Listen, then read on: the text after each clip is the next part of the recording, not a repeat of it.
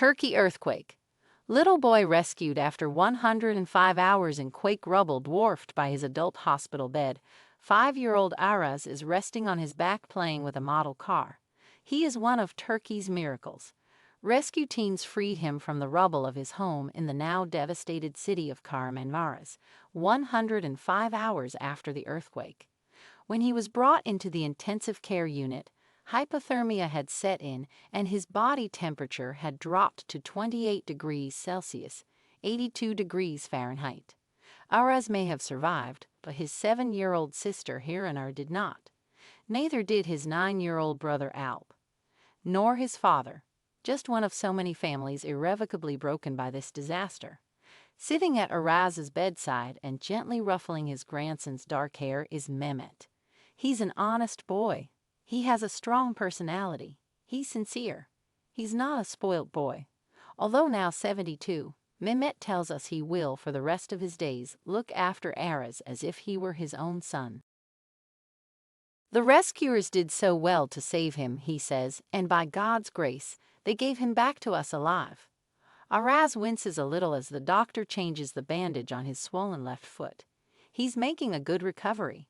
Aras's mom also survived. But he hasn't seen her since their world imploded. She is being treated at another hospital in the city, but is expected to recover.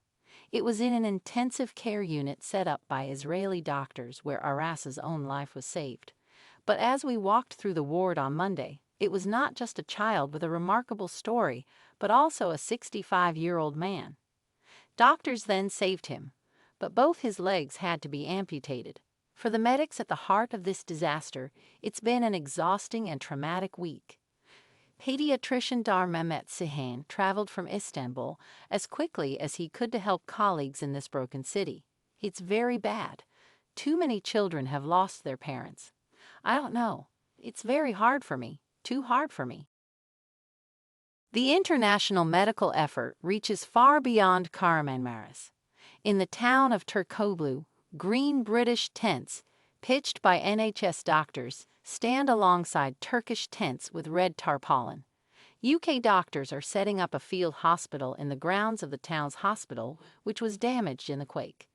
The need for emergency care in the hours after the earthquake may have passed, but 80,000 people living here are lacking many medical services.